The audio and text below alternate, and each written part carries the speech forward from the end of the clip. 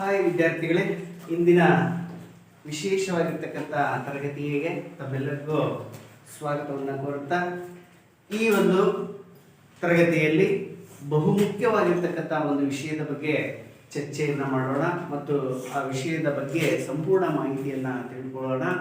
ಯಾರೆಲ್ಲ ಈ ಒಂದು ವಿಡಿಯೋಗಳನ್ನು ಗಮನಿಸ್ತಾ ಇದ್ದೀರಿ, ದಯಮಾಡಿ ಎಲ್ಲರೂ ಸಹ ಎಲ್ಲ ವಿಡಿಯೋವನ್ನು ಸಂಪೂರ್ಣವಾಗಿ ನೋಡಿದ ನಂತರ ಒಂದು ಲೈಕ್ ಕೊಟ್ಟು ಮತ್ತು ಶೇರ್ ಮಾಡಿ, ನಿಮಗೆ ಅನಿಸಿರ್ತಕ್ಕಂಥ ಅನಿಸಿಕೆಗಳನ್ನು ಕಮೆಂಟ್ ಮಾಡೋದ್ರ ಮುಖಾಂತರವಾಗಿ ಮುಂದಿನ ವಿಡಿಯೋಗಳಿಗೆ ತಾವೆಲ್ಲರೂ ಸಹ ಪ್ರೋತ್ಸಾಹವನ್ನು ನೀಡಬೇಕು ಅಂತೇಳಿ ಈ ಮಾತನ್ನು ಹೇಳುತ್ತಾ ಈಗ ಈ ಒಂದು ದಿನದ ಮೊದಲ ತರಗತಿಯನ್ನು ಸ್ಟಾರ್ಟ್ ಮಾಡೋಣ. ಪ್ರತಿಯೊಂದು ಜೀವಿಯು, ಈಗ ನನ್ನ ಸಬ್ ಟೈಟಲಲ್ಲಿ ಈಗ ಆಲ್ರೆಡಿ ನಾನು ಕೊಟ್ಟಿದ್ದೀನಿ, ಒಂದು ಅಕ್ಷಾಂಶಗಳು ಮತ್ತು ರೇಖಾಂಶಗಳು ಅನ್ನೋ ಎರಡು ಟಾಪಿಕ್ಗಳ ಆಧಾರದ ಮೇಲೆ ಈ ಒಂದು ತರಗತಿಯನ್ನು ಪ್ರಾರಂಭ ಮಾಡ್ತಾ ಇದ್ದೀನಿ. ಸೊ ಇಲ್ಲಿ ಅಕ್ಷಾಂಶಗಳು ಮತ್ತು ರೇಖಾಂಶಗಳು ಅಂತಕ್ಕಂಥ ಕಾನ್ಸೆಪ್ಟ್ ಅಲ್ಲಿ ಏನೆಲ್ಲ ವಿಷಯಗಳು ಇದಾವೆ, ಸಿಂಪಲ್ ಆಗಿ ನಿಮ್ಮ ಒಂದು ಪರೀಕ್ಷಾ 5ನೇ ತರಗತಿಯಲ್ಲಿ ಓದ್ತಕ್ಕಂತಹ ವಿದ್ಯಾರ್ಥಿಗಳಿಗೆ ಮುರಾರ್ಜಿ ಶಾಲೆಗಳಿಗೆ ಪ್ರವೇಶಾತಿಗೆ ಪರೀಕ್ಷೆಯನ್ನು ಬರೀತಿರೋ ಅಲ್ಲಿ ಕೇಳ್ತಕ್ಕಂಥ ಕೆಲವೊಂದು ಪ್ರಶ್ನೆಗಳಿಗೆ ಇಲ್ಲಿ ನಿಮಗೆ ಉತ್ತರಗಳನ್ನು ಕಂಡುಕೊಳ್ಳಕ್ಕೆ ಅವಕಾಶವನ್ನ ಇರುತ್ತೆ. ಸೊ ಹಾಗಾಗಿ ಈ ಒಂದು ವಿಡಿಯೋನ ಸಂಪೂರ್ಣವಾಗಿ ನೋಡಿ, ಹಾಗೆ ಯಾರು ಸಹ ಸ್ಕಿಪ್ ಮಾಡದೆ ಸಂಪೂರ್ಣವಾಗಿ ವಿಡಿಯೋವನ್ನು ನೋಡಿ ಅಂತ ಹೇಳ್ತಾ, ಮೊದಲನೇದಾಗಿ ಅಕ್ಷಾಂಶಗಳು ಮತ್ತು ರೇಖಾಂಶಗಳು ಎಲ್ಲಿ ಕಂಡು ಬರುತ್ತವೆ, ಇದರ ಅರ್ಥವೇನು ಅನ್ನೋದನ್ನ ಫಸ್ಟ್ ಗಮನಿಸೋಣ. ಇಡೀ ಭೂಮಂಡಲ ನಾವೆಲ್ಲರೂ ವಾಸ ಮಾಡ್ತಕ್ಕಂಥದ್ದು ಭೂಮಿಯ ಮೇಲೆ. ಪ್ರತಿಯೊಂದು ಲಕ್ಷಾಂತರ ಕೋಟ್ಯಾಂತರ ಜೀವಿಗಳು ವಾಸ ಮಾಡ್ತಕ್ಕಂಥದ್ದು ನಮ್ಮ ಇಡೀ ಭೂಮಿಯ ಮೇಲೆ, ಹೌದಾ? ಸೊ ಈ ಭೂಮಿಯ ಮೇಲೆ ಏನಾಗಿದೆ ಅಂತಂದ್ರೆ, ನಾವು ಒಂದು ನಿರ್ದಿಷ್ಟವಾಗಿರ್ತಕ್ಕಂಥ ಸ್ಥಾನ, ನಿರ್ದಿಷ್ಟವಾಗಿರ್ತಕ್ಕಂಥ ಅಂತರ, ನಿರ್ದಿಷ್ಟವಾಗಿರ್ತಕ್ಕಂಥ ಒಂದು ಸಮಯ, ಇವೆಲ್ಲವನ್ನೂ ಸಹ ಸಂಪೂರ್ಣವಾಗಿ ನಾವು ನಿಖರವಾಗಿ ತಿಳ್ಕೋಬೇಕಪ್ಪ ಅಂತಂದ್ರೆ ಕೆಲವೊಂದು ನಮ್ಮ ಪ್ರಕೃತಿಯಲ್ಲಿ ಬರ್ತಕ್ಕಂತಹ ವಿಸ್ಮಯಗಳು ಅಂತನೇ ಹೇಳ್ಬೋದು.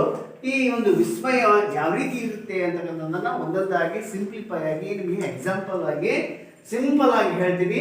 ಫಸ್ಟ್ ನೀವು ಈ ಕಾನ್ಸೆಪ್ಟ್ ಅನ್ನು ಇಟ್ಕೊಂಡು ಅಕ್ಷಾಂಶ ಮತ್ತು ರೇಖಾಂಶಗಳು ಯಾವ ರೀತಿ ನಮಗೆ ಪರೀಕ್ಷೆಯಲ್ಲಿ ಸಹಾಯಕ ಆಗ್ತವೆ ಮತ್ತು ಅವುಗಳ ಮಹತ್ವವೇನು ಅನ್ನೋದನ್ನ ಗಮನಿಸ್ತಾ ಹೋಗ್ರಿ. ಸೊ ವಿದ್ಯಾರ್ಥಿಗಳಲ್ಲಿ ಫಸ್ಟ್ ನೋಡಿಲ್ಲಿ ನಾನು ಟೈಟಲ್ ಅಲ್ಲಿ ಹೆಡ್ಲೈನ್ ಅಲ್ಲಿ ಬರೆದಿದ್ದೀನಿ ಅಕ್ಷಾಂಶಗಳು ಅಂತ. ಸೊ ಈಗ ಪ್ರತಿಯೊಬ್ಬರಿಗೂ, ನೀವೆಲ್ಲ ವಿದ್ಯಾರ್ಥಿಗಳಿಗಾಗಲಿ ಅಥವಾ ಪ್ರತಿ ಭೂಮಿ ಮೇಲೆ ಇರ್ತಕ್ಕಂತಹ ವಾಸ ಮಾಡ್ತಕ್ಕಂಥ ಜೀವಿಗಳಿಗೆ ಪ್ರತಿಯೊಂದು ಹೆಸರು ಇರುತ್ತೆ, ಹೌದಾ? ಸೊ ಹಾಗೆ ಇಲ್ಲಿ ಒಂದು ಹೆಸರನ್ನ ಕೊಟ್ಟಿದ್ದಾರೆ, ಅಕ್ಷಾಂಶಗಳು ಅಂತ. ಸೊ ಹಾಗಾದ್ರೆ ಅಕ್ಷಾಂಶಗಳು ಅಂದ್ರೆ ಏನು ಅನ್ನೋದನ್ನ ಗಮನಿಸೋಣ. ಭೂಮಿ ಇದೆ, ಭೂಮಿಯ ಮೇಲ್ಭಾಗದಲ್ಲಿ ಪೂರ್ವದಿಂದ ಪಶ್ಚಿಮಕ್ಕೆ ಎಳೆದಿರುವ ಕಾಲ್ಪನಿಕ, ಇಟ್ ಈಸ್ ವೆರಿ ಇಂಪಾರ್ಟೆಂಟ್, ಕಾಲ್ಪನಿಕ ರೇಖೆಗಳನ್ನು ಅಕ್ಷಾಂಶಗಳು ಎನ್ನುವರು. ಒಂದು ಭೂಮಿದೆ, ಭೂಮಿಯೇ ಯಾವ ಆಕಾರದಲ್ಲಿದೆ? ಗೋಲಾಕಾರದಲ್ಲಿದೆ, ಹೌದಲ್ಲ? ಸೊ ಗೋಲಾಕಾರದಲ್ಲಿದೆ. ಆ ಭೂಮಿಯ ಮೇಲ್ಭಾಗದಲ್ಲಿ ಪೂರ್ವದಿಂದ, ಸೊ ನಾವು ದಿಕ್ಕುಗಳನ್ನ ಗಮನಿಸಿದಾಗ ಇದು ಉತ್ತರವಾಗುತ್ತೆ, ಇದು ಪೂರ್ವ, ಇದು ಪಶ್ಚಿಮ, ಇದು ದಕ್ಷಿಣ. ಸೊ ಇಲ್ಲಿ ಏನ್ ಹೇಳ್ತಾ ಇದೆ, ಭೂಮಿಯ ಮೇಲ್ಭಾಗದಲ್ಲಿ ಪೂರ್ವದಿಂದ ಪಶ್ಚಿಮಕ್ಕೆ ಎಳೆದಿರುವ ಎಂಥ ರೇಖೆಗಳು? ಕೇವಲ ಸರಳ ರೇಖೆಗಳಲ್ಲ, ಕಾಲ್ಪನಿಕ ರೇಖೆಗಳನ್ನ ಏನಂತ ಕರೀತಾರೆ? ಅಕ್ಷಾಂಶಗಳು ಎಂದು ಕರೆಯುತ್ತೇವೆ. ಸೊ ಇದು ನೋಡಿ, ಈ ಒಂದು ಚಿತ್ರವನ್ನು ಗಮನಿಸಿ, ಇಲ್ಲಿ ನಾನು ಬಿಡಿಸಿರ್ತಕ್ಕಂಥ ಚಿತ್ರವನ್ನು ಗಮನಿಸಿ. ಇದು ಒಂದು ಭೂಮಿ, ಇದು ಭೂಮಿಯಾಗಿದೆ. ಭೂಮಿಯ ಉತ್ತರ ಭಾಗ ಇದು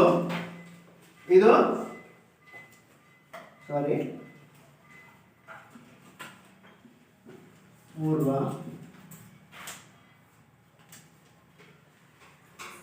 ಪಶ್ಚಿಮ. ಸೊ ಇಲ್ಲಿ ಪೂರ್ವ ಭಾಗದಲ್ಲಿ ಪೂರ್ವ ಇದೆ, ದಕ್ಷಿಣ ಮತ್ತು ಪಶ್ಚಿಮ. ಸೊ ಇಲ್ಲಿ ಪೂರ್ವದಿಂದ ಏನ್ ಹೇಳುತ್ತೆ, ವಾಕ್ಯ ಏನ್ ಹೇಳುತ್ತೆ ನೋಡ್ರಿ, ಪೂರ್ವದಿಂದ ಪಶ್ಚಿಮಕ್ಕೆ ಎಳೆದಿರುವ. ನೋಡಿ, ಪೂರ್ವದಿಂದ ಪಶ್ಚಿಮಕ್ಕೆ ಹಿಂಗೆ ಎಳಿಬೇಕು, ಅಡ್ಡಲಾಗಿ ಎಳೆಯಬೇಕು, ಅಡ್ಡಲಾಗೇ ಬರೋದದು, ಹೌದಾ?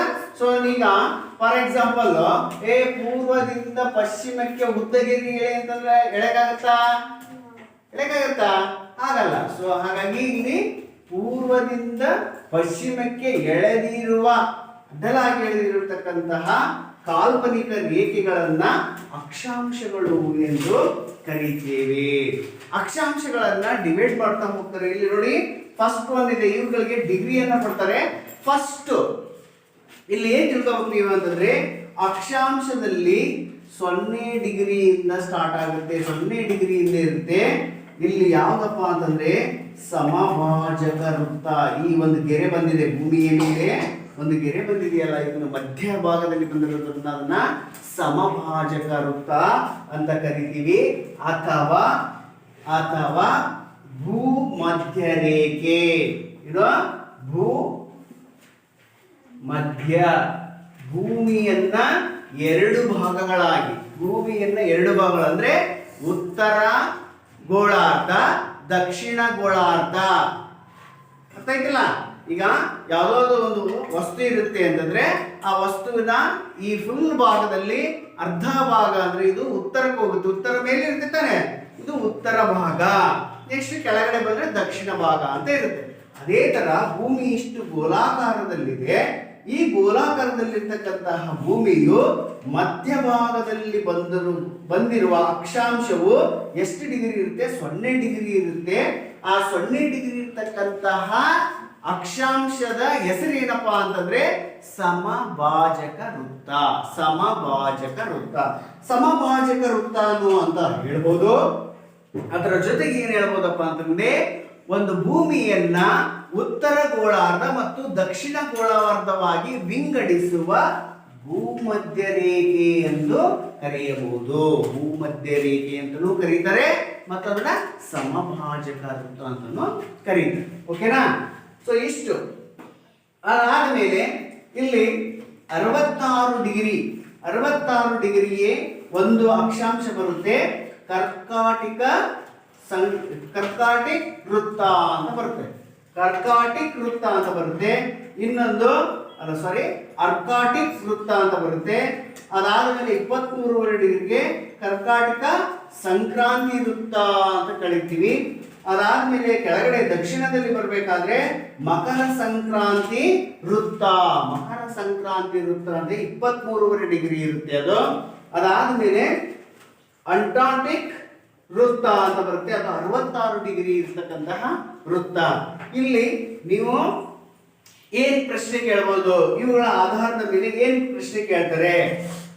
ಭೂಮಿಯನ್ನ ವಿಭಜನೆ ಮಾಡುವ ಅಥವಾ ಗೋಳಾರ್ಧ ಎರಡು ಭಾಗಗಳನ್ನಾಗಿ ಮಾಡತಕ್ಕಂತಹ ರೇಖೆ ಯಾವುದು ಅಂತ ಕೇಳಿದ್ರೆ ಸಮಭಾಜಕ ವೃತ್ತ ಅಥವಾ ಭೂಮಧ್ಯ ರೇಖೆ ಅಂತ ಹೇಳ್ಬೇಕು. ಸಮಭಾಜಕ ವೃತ್ತ ಈ ಒಂದು ಅಕ್ಷಾಂಶವು ಯಾವ ಅಕ್ಷಾಂಶವು ಭೂಮಿಯನ್ನು ಎರಡು ಸಮಭಾಗಗಳಾಗಿ ಮಾಡುತ್ತೆ ಅಂತ ಪ್ರಶ್ನೆಯನ್ನ ಕೇಳಿದ್ರೆ ಸಮಭಾಜಕ ವೃತ್ತವು ಭೂಮಿಯನ್ನ ಉತ್ತರ ಗೋಳಾರ್ಧ ಮತ್ತು ದಕ್ಷಿಣ ಗೋಳಾರ್ಧವಾಗಿ ಎರಡು ಭಾಗಗಳನ್ನಾಗಿ ಮಾಡುತ್ತದೆ ಎನ್ನುವುದು ನೆನಪಲ್ಲಿರಲಿ.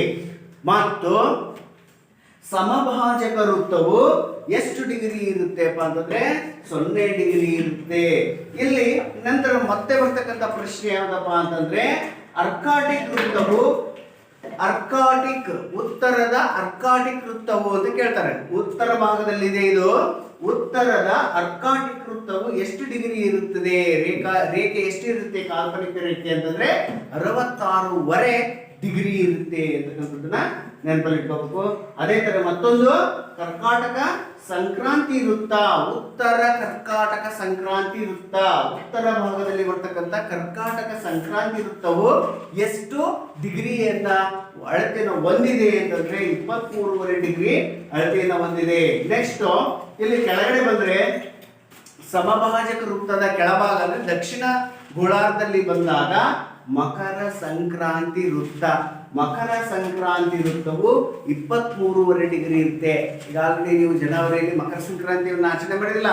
ಆ ಮಕರ ಸಂಕ್ರಾಂತಿ ಅಂದ ತಕ್ಷಣ ನೀವು ನೆನಪಲ್ಲಿ ಇಟ್ಕೋಬೇಕು 23.5 ಡಿಗ್ರಿ. 23 ಡಿಗ್ರಿ ಎಷ್ಟು? ಅಂಟಾರ್ಟಿಕ್ ವೃತ್ತ ಇದೆಯಲ್ಲ ಇದು ಸಹ 66.5 ಡಿಗ್ರಿ ಇರುತ್ತದೆ. ಟೋಟಲ್ 66 ಡಿಗ್ರಿ ಇದ್ದಾಗ ಇದನ್ನ ನಾವು ಸಂಪೂರ್ಣವಾಗಿ ಅಕ್ಷಾಂಶಗಳು ಅಂದ ತಕ್ಷಣ ನೀವು ಏನು ಇದು ಕಲ್ಪನೆ ಇರಬೇಕು, ಪೂರ್ವದಿಂದ ಪಶ್ಚಿಮಕ್ಕೆ ಎಳೆದಿರುವ ಕಾಲ್ಪನಿಕ ರೇಖೆಗಳನ್ನೇ ಅಕ್ಷಾಂಶಗಳು ಎಂದು ಕರೀತಾರೆ. ಸೊ ಈ ಅಕ್ಷಾಂಶಗಳನ್ನ ಮತ್ತು ಅಕ್ಷಾಂಶಗಳು ಮತ್ತು ರೇಖಾಂಶಗಳನ್ನ ಯಾರು ಕಂಡುಹಿಡಿದ್ರಪ್ಪ ಅಂತಂದ್ರೆ ಅಲೆಕ್ಸಾಂಡರ್ ಬಾಲೆಮಿ ಅಂತಕ್ಕಂಥವ್ರು ಏನ್ ಮಾಡಿದ, ಈ ಒಂದು ಭೂಮಿಯ ಮೇಲ್ಭಾಗದಲ್ಲಿರ್ತಕ್ಕಂಥ ಅಕ್ಷಾಂಶಗಳು ಮತ್ತು ರೇಖಾಂಶಗಳನ್ನ ಕಂಡುಹಿಡಿತಾನೆ ಅಲೆಕ್ಸಾಂಡರ್ ಬಾಲೆಮಿ ಅಂತಕ್ಕಂಥ ಒಬ್ಬ ವ್ಯಕ್ತಿ ಈ ಒಂದು ಅಕ್ಷಾಂಶ ಮತ್ತು ರೇಖಾಂಶಗಳ ಕಲ್ಪನೆಯನ್ನ ನೀಡಿರ್ತಕ್ಕಂಥದ್ದು. ಸೊ ಈ ಅಕ್ಷಾಂಶಗಳ ಉಪಯೋಗವೇನು? ಯಾಕೆ ಈ ಅಕ್ಷಾಂಶಗಳು ನಮಗೆ ಇವುಗಳಿಂದ ಏನು ಉಪಯೋಗ ಇದೆ ಅಂತಂದ್ರೆ, ಒಂದು ಏನಪ್ಪಾ ಅಂತಂದ್ರೆ ನಿರ್ದಿಷ್ಟ ಸ್ಥಾನ.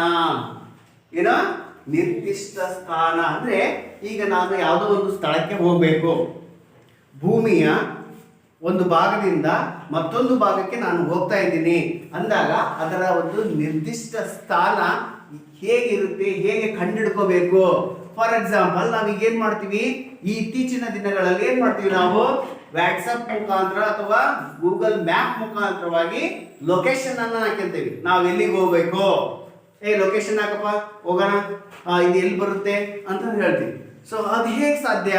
ಸೊ ಅದು ಎಲ್ಲದು ನಿರ್ದಿಷ್ಟ ಸ್ಥಾನಗಳನ್ನ ಕಂಡುಹಿಡಿಲಿಕ್ಕೆ ನಿರ್ದಿಷ್ಟವಾಗಿರ್ತಕ್ಕಂಥ ದಿಕ್ಕು, ಯಾವ ದಿಕ್ಕು ಇದು, ಯಾವುದು ಪೂರ್ವನೋ ಪಶ್ಚಿಮನೋ ಉತ್ತರನೋ ದಕ್ಷಿಣನೋ ದಿಕ್ಕುಗಳನ್ನು ತಿಳಿಯಲಿಕ್ಕೆ ಈ ಒಂದು ಅಕ್ಷಾಂಶಗಳು ಸಹಾಯವನ್ನ ಮಾಡ್ತವೆ. ನಂತರ ನಿರ್ದಿಷ್ಟ ದೂರ, ಒಂದು ಸ್ಥಳದಿಂದ ಮತ್ತೊಂದು ಸ್ಥಳಕ್ಕೆ ಎಷ್ಟು ಅಂತರ ಇದೆ, ದೂರ ಇದೆ ಅಂತಕ್ಕಂಥದ್ದನ್ನ ತಿಳ್ಕೊಳ್ಳಿಕ್ಕೆ.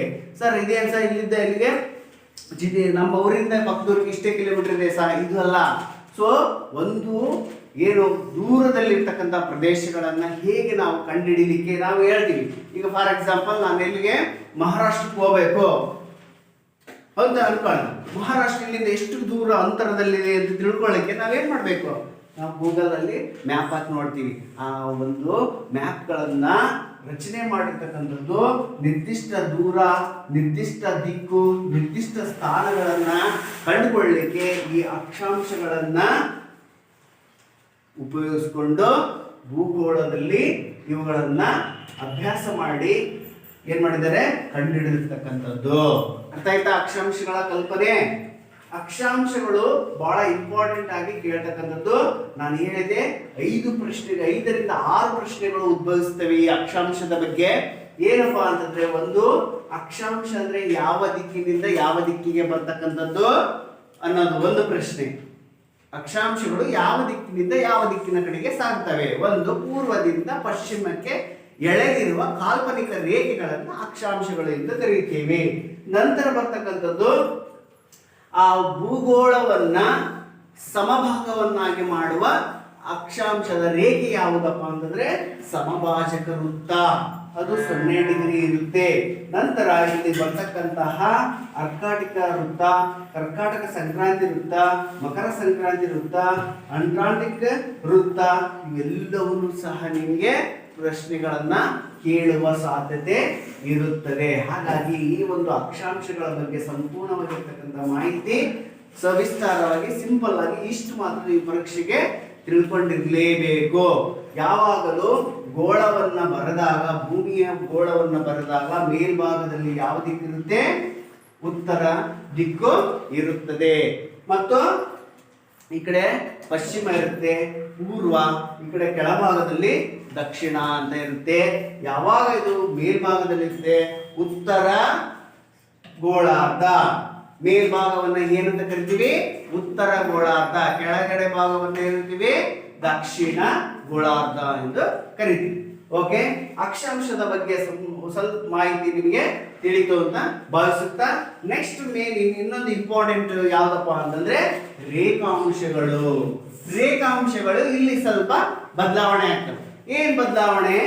ಇಲ್ಲಿ ದಿಕ್ಕುಗಳು ಬದಲಾವಣೆ ಆಗ್ತವೆ. ಸೇಮ್ ಕಾನ್ಸೆಪ್ಟ್ ಇರುತ್ತೆ, ದಿಕ್ಕುಗಳು ಬದಲಾವಣೆ. ಅಕ್ಷಾಂಶಗಳಲ್ಲಿ ಏನಾಗಿರುತ್ತೆ?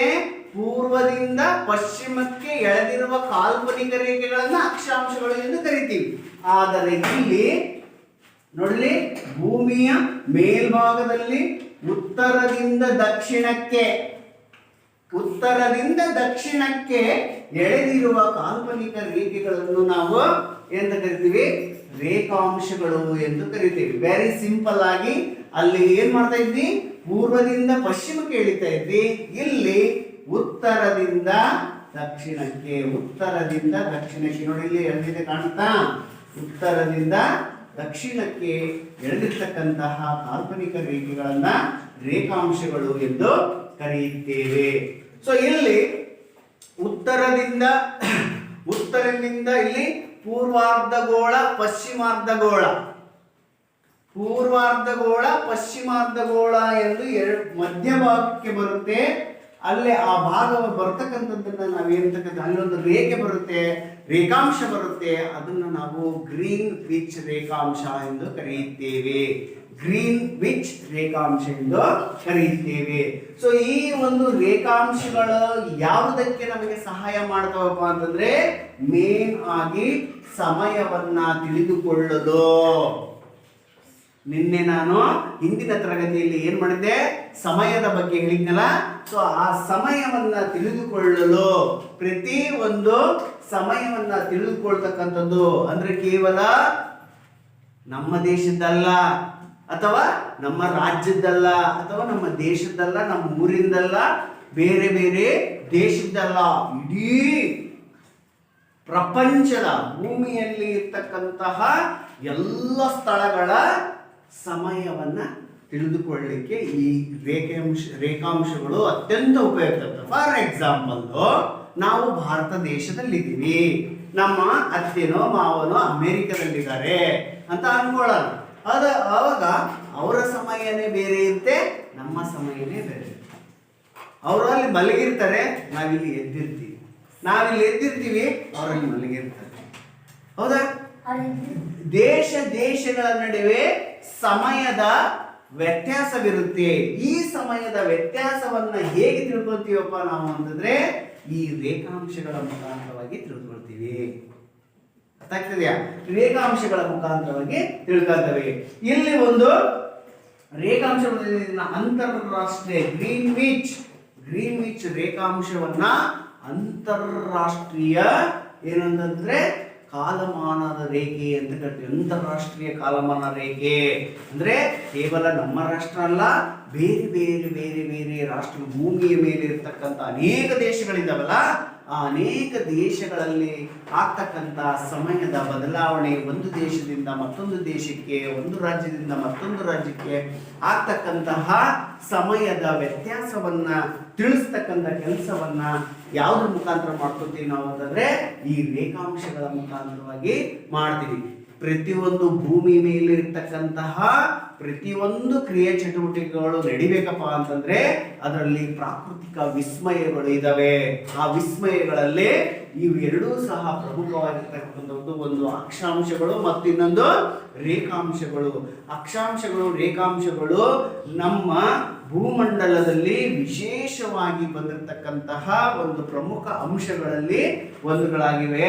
ಸೊ ಈ ಒಂದು ತರಗತಿಯಲ್ಲಿ ಏನು ಅಕ್ಷಾಂಶ ಮತ್ತು ರೇಖಾಂಶಕ್ಕೆ ಸಂಬಂಧಪಟ್ಟಂತೆ ನಿಮಗೆ ಅನೇಕ ವಿಚಾರಗಳನ್ನ ಮತ್ತು ಸರಳವಾಗಿ ಈ ಒಂದು ವಿಚಾರಗಳನ್ನ ನಿಮ್ಗೆಲ್ಲರಿಗೂ ಸಹ ತಿಳಿಸಿದ್ದೀನಿ.